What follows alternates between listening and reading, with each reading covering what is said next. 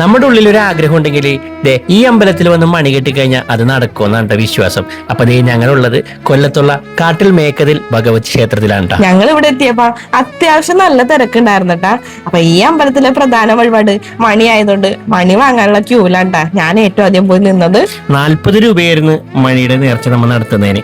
അങ്ങനെ മണി വാങ്ങാനായിട്ടുള്ള റെസീറ്റ് ഒക്കെ ആയിട്ട് മാള് വന്നിട്ടാ. ഈ രസീത് കൊണ്ടുവന്ന് കൗണ്ടറിൽ ഏൽപ്പിച്ചപ്പ അവര് പറഞ്ഞു അമ്പലത്തിൽ കയറി തൊഴുതിട്ടൊക്കെ വാ, അപ്പോഴത്തേക്കും മണി പൂജിച്ച് ഇവിടെ കൊണ്ടുവരുമെന്ന് പറഞ്ഞു. അങ്ങനെ ഞാനും മാളും അമ്പലത്തിന്റെ അകത്ത് കയറിയിട്ടാ തൊഴാനായിട്ട്.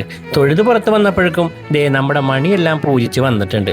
അവര് ഓരോരുത്തരുടെ പേര് വിളിക്കും, അതനുസരിച്ച് നമ്മൾ പോയി മണി വാങ്ങണം. അങ്ങനെ ഞങ്ങളുടെ പേര് വിളിച്ചിട്ടാ ഞാൻ പോയി മണി മേടിച്ചിട്ടും വന്ന്.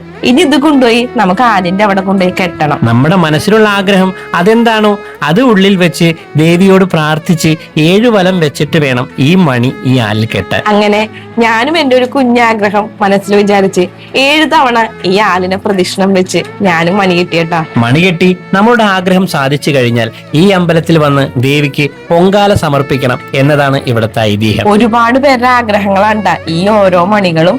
അതുപോലെ തന്നെ ഇവിടെ വന്ന് മണി കെട്ടി ആഗ്രഹങ്ങളെല്ലാം നടന്നവര് ഇവിടെ വന്ന് പൊങ്കാല വിടുന്നുണ്ടാ. അതും കാണാൻ വേണ്ടി ഞങ്ങൾ പോയിട്ടുണ്ടായിരുന്നു. അങ്ങനെ മണിയെല്ലാം കെട്ടി ദേവിനെ മനസ്സൊരുക്കി പ്രാർത്ഥിച്ച് ഞങ്ങൾ അമ്പലത്തിൽ നിന്ന് ഇറങ്ങിയിട്ടാ. നേരെ പോയത് അവിടെ പുറത്തുള്ള കുറച്ച് കാഴ്ചകൾ കാണാൻ വേണ്ടിയായിരുന്നു. പക്ഷെ വെയില് ഒരു രക്ഷയുണ്ടായിരുന്നില്ല. വെയിലായാലും സാരമില്ല ഏട്ടായി, നമുക്ക് പോയി കാഴ്ചകൾ കാണാന്ന് പറഞ്ഞിട്ടും ഞാനും ഏട്ടായും കൂടി നടന്നിട്ടാ. ഇവിടെ ഇഷ്ടംമാതിരി കച്ചവടക്കാരുണ്ടായിരുന്നേ. വളയും മാലയും കമ്മലുകളും പലഹാരങ്ങളും എല്ലാം വിൽക്കുന്ന കച്ചവടക്കാരുണ്ടായിരുന്നട്ടാ. അങ്ങനെ മാളൂന് വേണ്ടി കുറച്ച് കമ്മലും വളയും മാലയും എല്ലാം മേടിച്ച് അവസാനം ഈ ഉപ്പിലിട്ടതും മേടിച്ച് കഴിഞ്ഞിട്ടാ ഞങ്ങൾ അവിടെ നിന്ന് പോകുന്നത്. ഈ അമ്പലത്തിൽ ഇതുവരെ വരാത്തവരാണ് നിങ്ങളെങ്കിൽ ഒരിക്കലും വന്നോട്ടാ. അതൊരു പ്രത്യേക ഫീല് തന്നെയാണ്. കടലിനോട് ചേർന്നാണ് കേട്ടാ ഈ അമ്പലമുള്ളത്. അതുകൊണ്ട് തന്നെ ഇവിടെ ഒരു പ്രത്യേക വൈബ് തന്നെയാണ്.